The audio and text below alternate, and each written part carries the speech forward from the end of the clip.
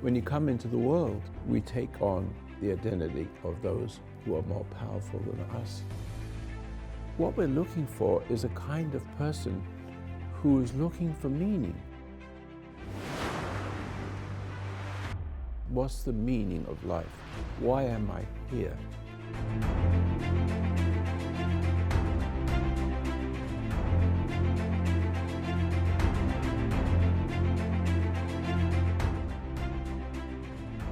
Well, good morning. I'm Alan Masters. Today, my eyes are wide open. If you didn't see last week's talk, maybe you want to go check it out and you'll see what I'm talking about. I did the whole show with my eyes closed. Some people say, well, that's weird. And let me tell you, it was weird. And I realized that when my eyes were closed, I was with myself and I was closer to my Creator. This morning, I was thinking, how can I follow that act? It wasn't an act. How can I follow that? Well, what was that? I don't know what it was. It just happened. I just had this awareness that I shared. So today, I think what I want to talk about is being authentic. One, being authentic. And two, knowing what your foundation is all about. Who are you? What do you stand for? And most of us don't know. Most of us just are walking forward, waiting for something to fly out of the sky and hit us in the head and make us wake up. And honestly, I don't know, it's been probably 30, 35 years ago, I said, most of us are waiting for a brick to fly through the window, crash through the window with a note tied around it from God. And sadly, that happens in the form of somebody that you love dying, one of your children having a catastrophe or dying. But it shouldn't take that for us to wake up. It should not take some catastrophe. It should not take some shock. So I think I'll just spend a little bit of time talking about those two things, being authentic and knowing what your core values are, what your foundation is. So I did an interview one time with Lou Holtz, and he's the coach of Notre Dame. He was the coach, the famous coach from like 86 to 96. And he's an older gentleman. We played some clips from him on Advice Line. I hope that you get a chance to listen to Advice Line. You can go to FHU.com. And it says watch or listen. Watch would be this. Listen would be the radio show we do Monday through Friday. But I did this interview with Lou Holtz, and he said there was three rules that he had. And I had to write them down because I don't have a great memory. And especially when I'm doing a talk like this, I want to talk from my heart, not from my head. So I wrote them down. His three rules to live by are trust, commitment, and love. And I thought, okay, that's great. It's awesome. Trust, commitment, and love. And I thought, well, what are mine? Can you think what your core values are, your three rules you live by in life? And I thought, well, are they trust, commitment, and love? I thought, well, faith, courage, and love. I'm still trying to learn what love is.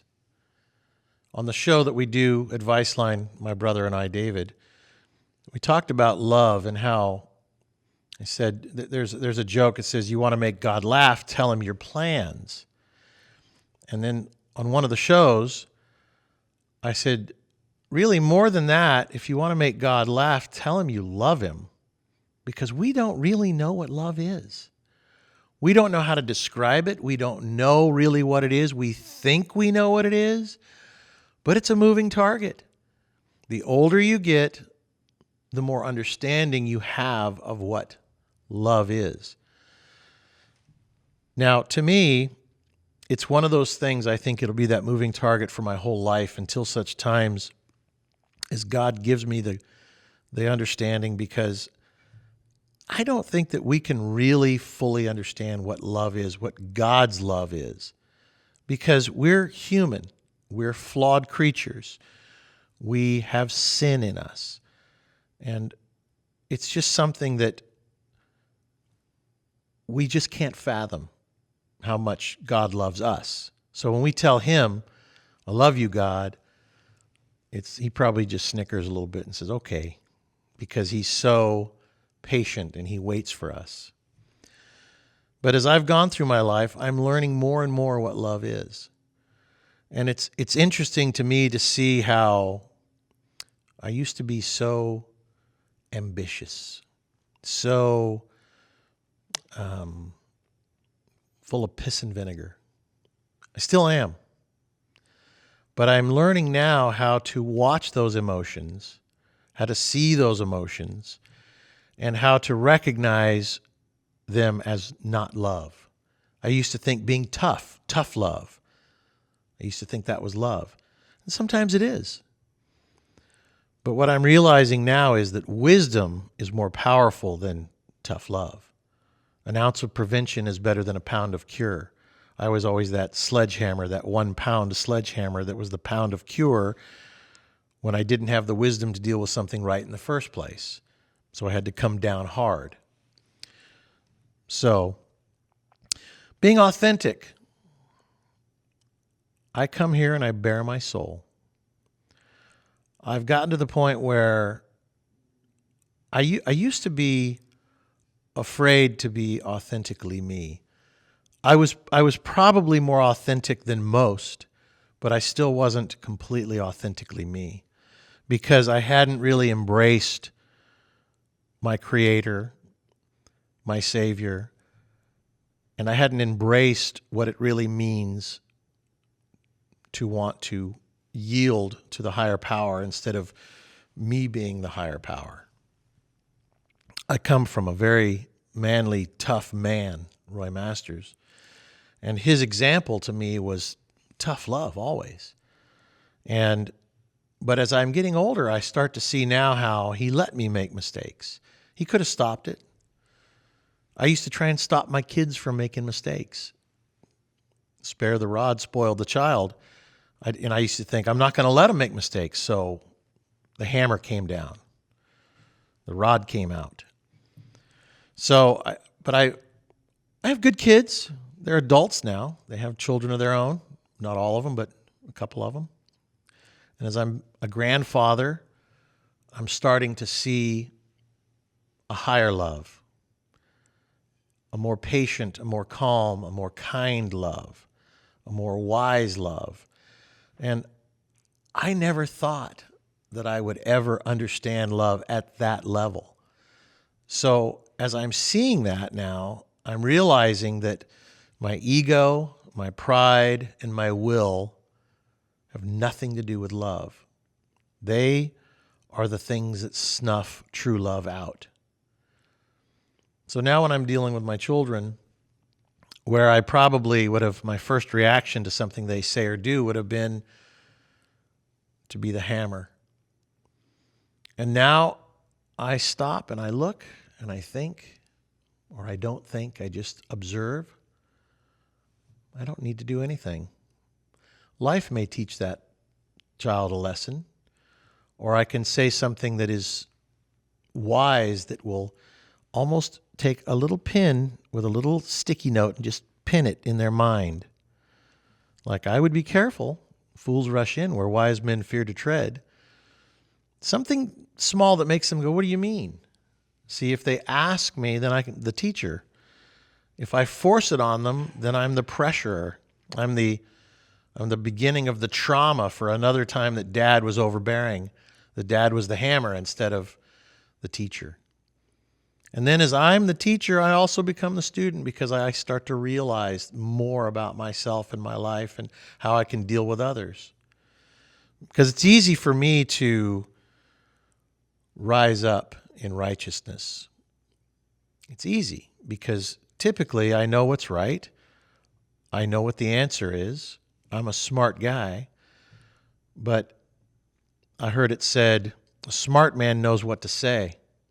A wise man knows whether to say it or not. That's where I'm at right now.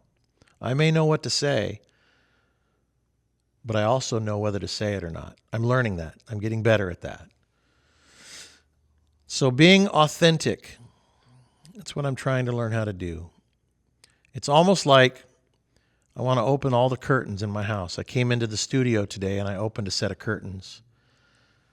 And I guess because I want everybody to see what I am, to see who I am, to discern on their own whether I am authentic or whether I'm reading a script, which I'm not. These are some notes from the radio show, which we talked about a lot of this on the radio show, but they're notes put together. Usually I'm writing what I'm listening to as I'm thinking about what the person is saying. I usually don't use notes for the radio show. My brother David prepares. He's a producer. He produces all kinds of great information. I want to learn from this spirit from within. The knowledge and the information from the outside is just a bunch of knowledge and information from the outside. For a moment, let's talk about this coronavirus thing. I went to Costco the other day, and I noticed even on social media, everybody's talking about toilet paper. There's no toilet paper at Costco. So I went back again last night. A week later, there's still no toilet paper. So I posted something funny. I saw a lady with a mask on, and she had gloves on, and she was looking at all the vitamins and asking all kinds of questions, and she was really, like a prepper. She's prepping, but she's out in the dangerous world with coronavirus everywhere. And I thought to myself, isn't that funny? She's afraid of getting sick. She's afraid of getting sick. And I get it. I don't want to get sick. But I look at this hysteria that's going on because of what's happening in the news. And I think this actually. Ready? I think be still and know. That's actually what comes into my mind. Something just says be still and know. Because all the information we're getting, this is a pamphlet, by the way, from 1964, The Exact Techniques of Meditation. My dad wrote that from Roy Masters. But I keep getting this reoccurring knowing. Have you ever heard that saying, be calm, my heart? Be still my heart. I guess that's what my wife corrected me in the background. Thank you. And that's, from a man looking at a beautiful woman or whatever, or a woman looking at a handsome guy, be still my heart. But it's that kind of a thing that when I don't know and I see something that I don't understand and I don't know, something simply goes into my heart that says, be still and know. I believe that, and of course my dad called the meditation exercise, be still and know. And it says, be still and know that I am God. But beyond that, yes, that's important. But all things in my life, this has been a reoccurring thing in the last, 6 months. It's getting louder and louder and louder. And it doesn't matter what is said. It doesn't matter what is going on in television or around me with hysteria, with looking at all these crazy people, looking at the left versus the right versus the left, looking at all that stuff. And if you just stand back and be observant and be still and know, then you will know. You will just simply know or mm-hmm. It's that easy. It's that kind of understanding that it's, as my father called it, the wordless word, that life is so much simpler because I am not caught up in having to make a decision. The decision is made for me. It's just, that's the right way to go. That's the wrong way to go. Somebody says something that is mean or cruel. That's not the right way to deal with that. Somebody says something that is blowing smoke up your tush. Not going to react to that because people can try and make you feel good. Oh, you look so nice today. Or, oh, this, whatever it is, your yard looks so great. Or, sometimes it's innocent and oh, thank you. But in a work environment, I have one of my guys that works here that calls me boss, sitting in the back. I said, don't call me boss. It's a feel-good thing. It's you're greater than me. We're equals. So when somebody says to you in a way and puts you on a pedestal or elevates you, it feels uncomfortable. So, Sanjay, I love you. Please don't call me boss. Because it's inside of my heart, I say, mm-mm. And it's just one of those things. If I want to eat healthier, I want to eat healthy food. If I want to think healthy, I want to think healthy thoughts. And if somebody keeps rubbing me with something that doesn't feel quite right, then I have to call it out. And it's not a big deal. And I appreciate you for everything you do for me, but we're working on these things together. It's whoever is right, what is right. That's the most important thing, is what's right. So if I'm wrong, tell me. And don't yield to my bossness because I'm the boss. If we're working in the field and I'm always above you and you're always reminding me that I'm above you, after a while, I'm going to start being above you. I'm going to start letting you know that I'm above you. And I don't want that. So I feel like that in my life, people often, because of my role with the foundation, because of my role in television and radio, they want me to feel big, to feel empowered. So I'm just being authentic. I'm just bearing my soul. It doesn't feel good. It doesn't feel right. There's one power that is above us all. And that's why the Jews wear the yarmulke, as a constant reminder that our Father is in heaven and he is above us. And we're all created equal. And we should all work together in an equal way and love each other. That's one of the commandments, to love your neighbor like he's your family, in essence. So as I go through my life, little things are talking to me now. Little things that are nothing burgers in life.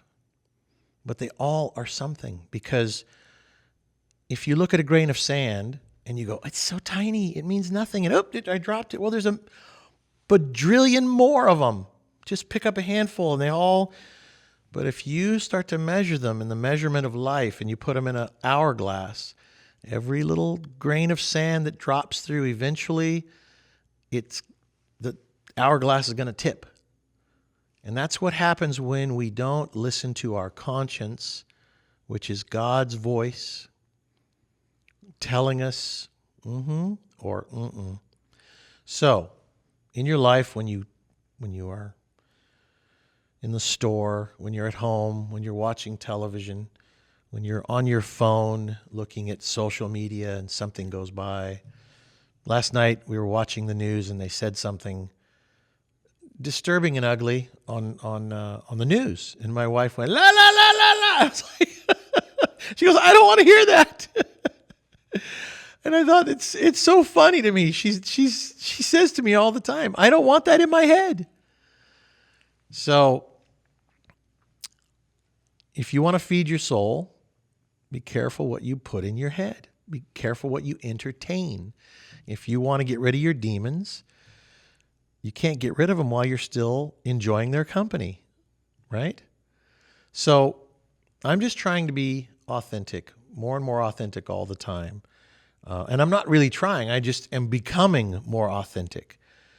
So even the fact that I heard myself say trying, and Yoda says, there is either do or do not. There is no try.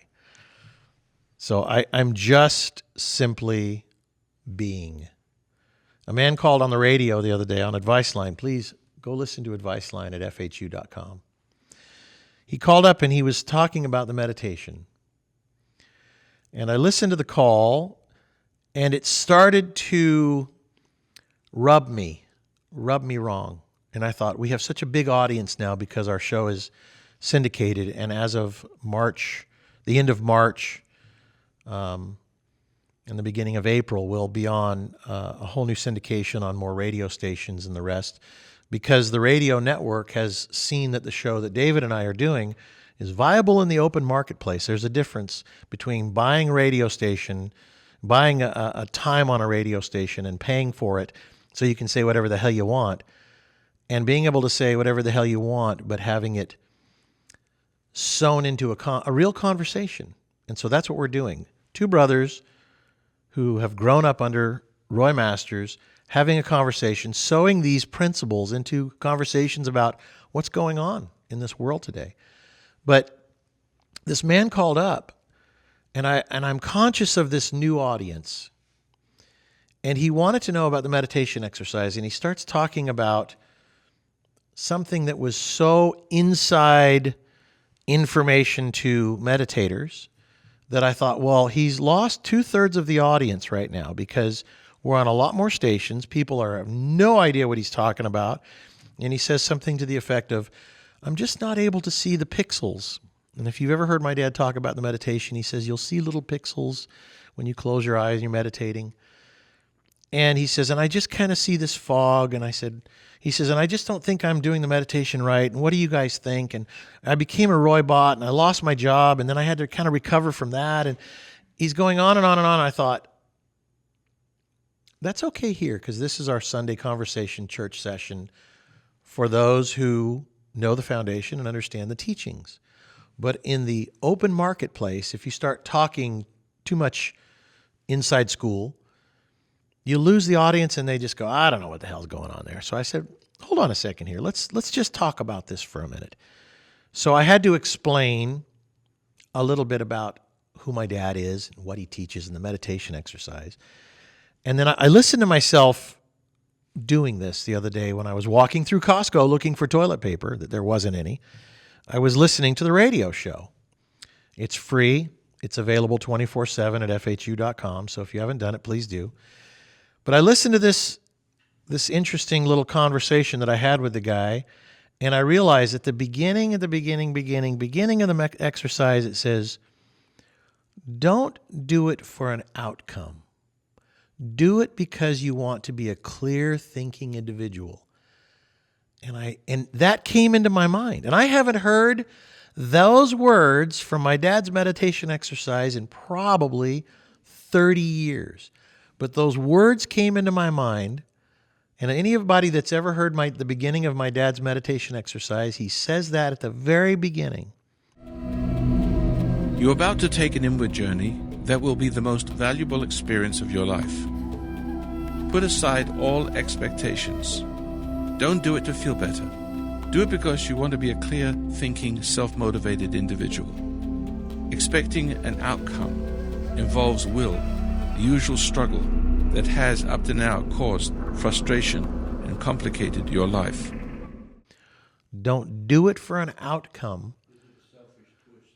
He says it gives it a selfish twist. And just do it because you want to be a clear thinking individual. Now, he's calling up wanting to know why he's in a fog and he's not seeing these pixels. What is that? He's looking for an outcome. He's willfully looking for those pixels, not getting them, not seeing them. All I can say is keep going. Life is a journey. You may see those someday. Maybe you won't. But if you're just looking for these pixels, you're going to get trapped. That's a trap. That's a trap along the way to actually keep you from seeing the traps. The devil plays all kinds of games in these little eddies that are off to the side of the river as it flows through, little eddies spinning around. And if you get caught up in an eddy over here, you're never going to be able to be authentic. You're never going to be able to realize that your eyes are already being opened wider, that you're able to see life more clearly, that you're able to not react just because you're observing. It's an observation meditation exercise. You're being observant. You're watching things differently because you're in your center and you see the little eddies trying to draw you in and you're like, And it just simply is this, or, It's that simple. Don't go into this journey with an outcome. Don't say, I'm not better than I was. Because as long as you keep on trying to find an outcome in a measuring stick kind of way, and you keep trying to compare yourself to Roy Masters, any man,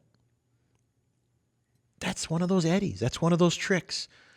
Just do it because you want to be a clear-thinking individual. Isn't that a good enough reason? Isn't that what we all want? I want to be a clear-thinking individual. I want to see all the little eddies of life as I flow down the river of the journey of my life. We all have seasons, just like, you watch the trees and they lose their leaves and the beautiful flowers curl up and they go underground. And you're like, oh, I bought those flowers. And then you forget about them for a while and spring comes and all of a sudden, boop, boop, boop, here they are. They're back. We have seasons of our lives. We have good times. We have bad times. That's why even in marriages, through good times and bad, through sickness and in health. It's interesting. I've been with my wife who's sitting in the audience now for almost 39 years. I'm going to be 60.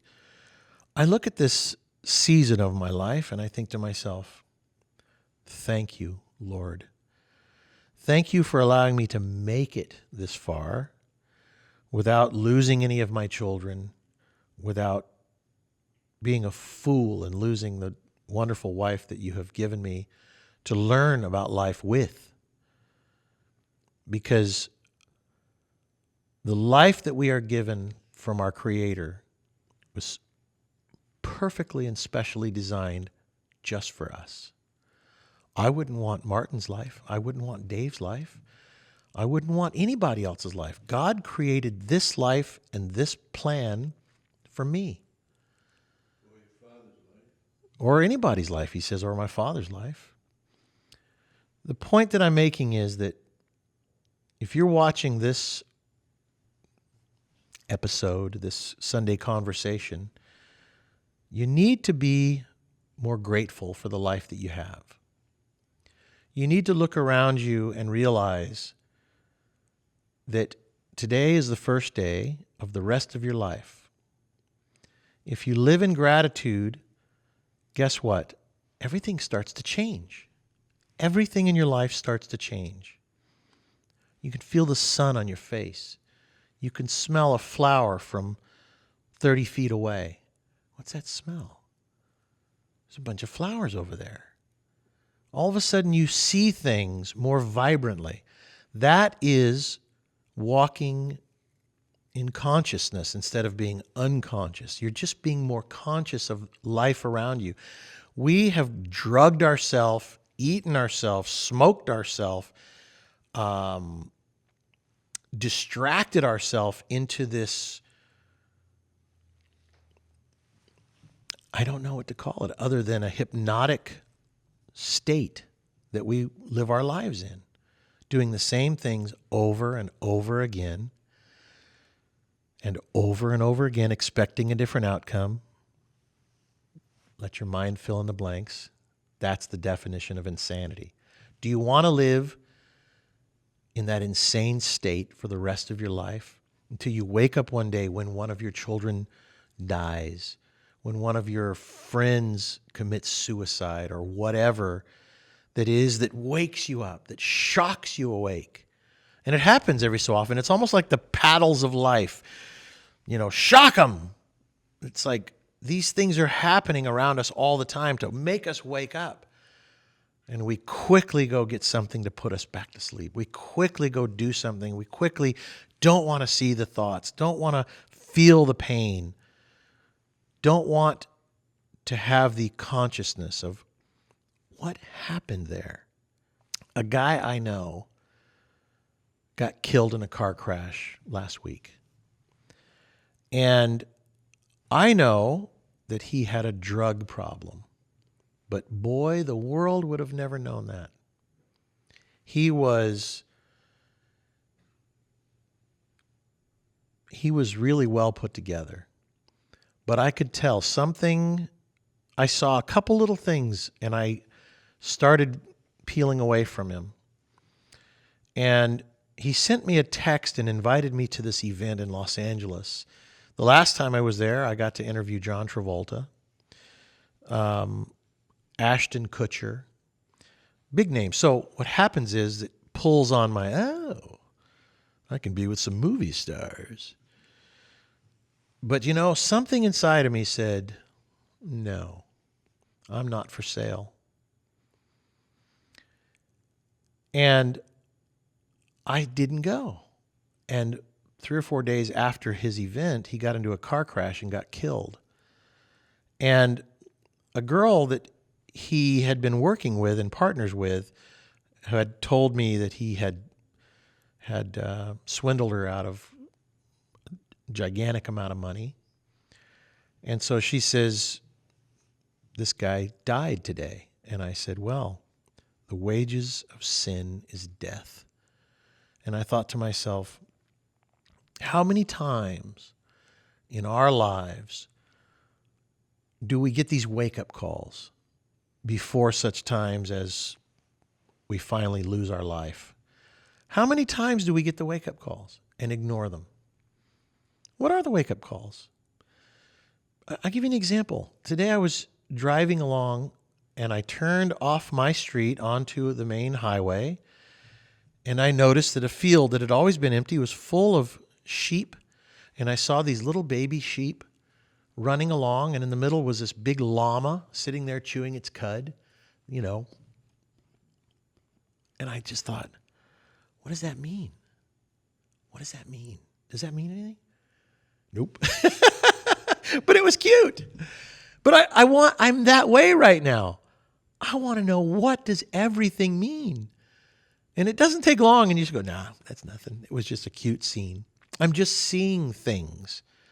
I'm just seeing the flowers popping out of the ground right now, and I'm starting to see the clouds and the silver lining from the sun behind the clouds as the rainstorm goes through, and look at the rainbow, and I look at the beautiful colors of the rainbow.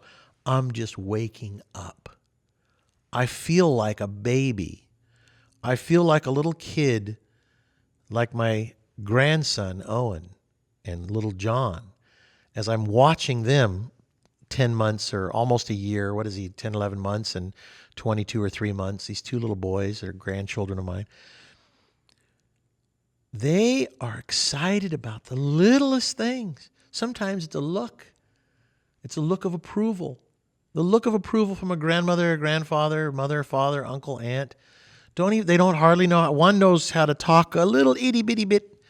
The other one is still just formulating mama. But I look at the joy in the little children for the littlest, simplest things. That's the joy that I want to return to, is the simplest things. Seeing the baby lambs running along. And I noticed the baby lambs because it was like pure white. It must have been just a few days old. And the older ones are kind of yellow, like the difference between this piece of paper here and this piece of paper here. Life yellows us. And I don't want to be yellowed. I don't want to wear a haze over my eyes to where everything is just happening and I'm not really see it. It's just hazy. I'm looking through these hazy, dirty lenses of my life. I want to remove those lenses. I want to take off whatever it is that is causing me to not see life clearly through my mind's eye and my spirit's eye. These eyes are going to get old, and they're going to eventually go back to the dust from which they came. But my spirit is ageless. My spirit is ageless, it's young, it's vibrant, it's full of God's love. And as I go back to that love and stop being this prideful son of a bitch that I can be, excuse my French, then I can be less of what the devil wants me to be and breathe less of hell's breath and breathe more of God's breath, which is the truth and understanding and gratitude. Because what's it all for? What is it all about? What is your core belief system based in? For me, it's now faith. You notice how I said earlier in the show, what are my 3 things? And the first thing that popped out is courage. I'm not afraid of anything. But you know what? I unclench my fists, and of myself I can do nothing, because that's a big fat lie. Because when the devil comes to you in your sleep and he puts an ugly face right in front of yours and breathes some hell into you, no matter how strong you are, no matter how tough you act in front of this camera, there's a saying, a man amongst children, but a child amongst men. I don't want to be that tough guy. I don't want to be that courageous guy. I want to be a different kind of courage that is faith-based. I believe in God. I believe in Jesus Christ. I know that through my Savior, I can accomplish anything, but only through my Savior. And that kind of courage is the courage to let go of the ego, the will, the tough guy. You have to let go of all that. Then when the devil comes, you just look to your Father in heaven and say, "Forgive him, Father, for he knows not what he does." Because even the devil was an angel at one time. The devil is just like a little chihuahua barking at your heels. But if you give in to his world and you live on this world and you become caught up in this world and your lens of life becomes yellowed to where you can't see the clear, simple truth of you must yield to your Father in heaven and live a life of gratitude and love and understanding and seek that understanding daily, then you know what? You're destined to simply be taken, because you will be taken. The liar lies. You'll believe some lie, and you'll be done. And that'll be the end of that. Another one bites the dust, as the song says. So I've changed it from courage, faith, and love to love. Well, actually, faith, love, and courage. Because the courage is the courage now to be seen for what I truly am, to be open to being a conduit of my Creator instead of whatever it is I'm trying to make myself into, which I don't even know what that is anymore. I looked at my life and I thought, man, I had such a good life going. I had such a good's the wrong word. I had such a, the language just, I have to say it this way. I had such a good thing going. But it was underpinned by nothing, by hard work. But there was no thank you. She said substance, and I heard it all the way across the room, and it was a whisper. There was no substance in it. It was just stuff. It was just what I had gotten good at my craft, whether it be making pies or building homes, or it's like that isn't what I'm here for. That is not what we're here for. We are supposed to be here to lead others to Him and to find Him ourselves. And so all of a sudden my life takes this hard right turn, and I'm thinking to myself, there's only one thing in this world that would stop me from doing what I've worked so hard at to do, which is to create wealth, which is to create, a nice retirement, which is to, be a good father. I mean, there's some noble things in here, but this worldly life, what is the one thing that would make me risk all of that? All of, not the part about being a good father and all the rest, but all the worldly things.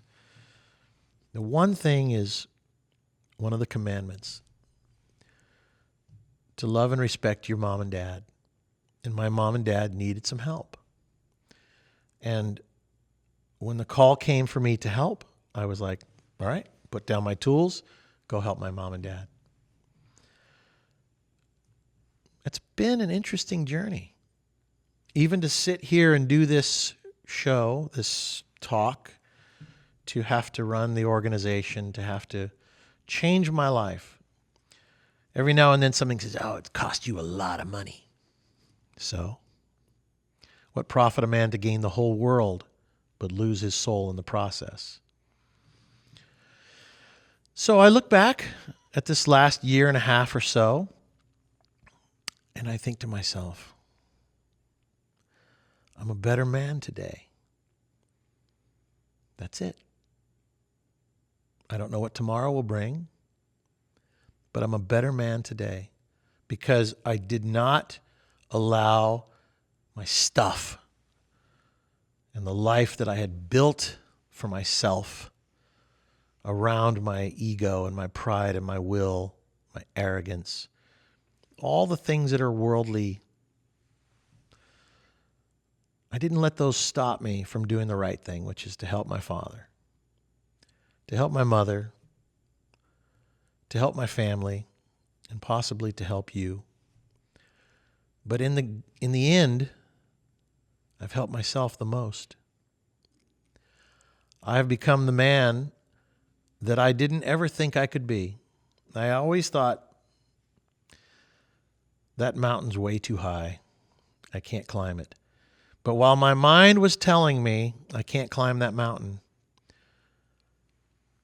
the love in my heart for my dad and my mom called me to help, and I forgot to think about what it might cost me. And then along the way, I just had to keep doing what was right. What is right? What is right? What is right? And now I can't look back. I can't look back. I can't go back. I can't go back. You can't go back. Why would you want to go back? When you're finding out what true love is, what nobility is, what true courage is, what your purpose of your life is, why the hell would you want to go back? So I don't want to go back. I want to charge ahead. I want to find out how God is going to use me in His world. I want to learn how to be, I want to unlearn. And then God will fill me full of His purpose. And so even knowing that when I say I want to learn, because as a man, I want to learn a skill. Once I've learned that skill, I become more valuable. But this is not a skill. This is not a learned thing. This is a spiritual thing that all of us, I believe, seek, which is to be a tool of your Creator in this world. And how I do that, I do not know. I go on the radio with my brother and we have fun. And I think, but we got to make sure we remember certain things along the way. So I put little things in front of me. Be still and know. It's like big words. That's all it takes for me, is just to remember, because that's really the answer to everything in life right there. The answer to every question, real simple, 4 words. I do believe there's an exclamation point on it. Be still and know, damn it. That's really what it boils down to. So we have to stop trying. Stop the outcome-based exercise that you're doing. Stop doing it for the exercise itself and an outcome at the end. Just do it because you want to be a clear-thinking individual. Guess what? That clear-thinking individual, that next step takes another you. You will shed that old person that wants an outcome. You will shed that person, and you'll be a little more in gratitude of just waking up a little bit. And then the next step is you wake up a little bit more and you live in gratitude each day. Each time you realize that of yourself you can do nothing, And you have to still go to work every day. You still have to do your job, whatever it might be, but don't get lost in it. Do a good job at being a carpenter, making pies, whatever it might be. Do a good job. You'll find that your day gets easier. It'll get shorter. You will be happy to walk out the door for a different reason, not because you hate whatever it is or whoever it is, because you haven't reacted to whatever it is or whoever it is that day. Because you'll see it's just a little eddy over here that's keeping you from growing. It's actually pulling you down. If you ever see those whirlpools and the swirls, they're pulling down. They may be swirling on the top around and around and around, but the actuality is that they're pulling down. They're pulling you out of the stream of life that you're supposed to be in. That's the journey of our lives that lasts 100 years or whatever it is that our life, the bell-shaped curve of life. Don't get caught in the eddies. Don't get smashed into the rocks because you've doubted yourself. You've had an outcome that you didn't get. Haven't you ever said to somebody, you were supposed to do this. You weren't supposed to do that. Because in your mind, you already figured out, you had played it out. If I do this, he'll do that. If she'll do this, she'll do that. If I say this, he'll say that. If he says this, he'll say that. Let all that go. Let all that intellectual stuff go. Just say, I don't know. I'm going to move forward. That's the courage right there. There it is. The courage to move forward, not knowing. Faith and courage together, moving forward, not knowing that you will know when to stop right before the edge of the cliff and turn to the left or right and start walking this way or that way. If you're sleepwalking, you're going to walk right over the edge of the cliff. But if you are seeking to be clear-minded, a clear-thinking individual, you'll know what to do in the moment. You will know what to do in the moment. That's the courage I want to have. And it ain't easy. It ain't easy. It takes money to live. Got to keep working. By the sweat off your brow shall you earn your bread. But guess what? Why do we keep on living this way, this crazy, crazy way, doing the same thing over and over again, Groundhog Day, over and over again, expecting a different outcome? The definition of insanity. Don't do the meditation exercise because of an outcome. Only do it because you want to be a clear-thinking individual. There is a wonderful goal to have, to be a clear-thinking individual. Thanks for listening. Thanks for coming.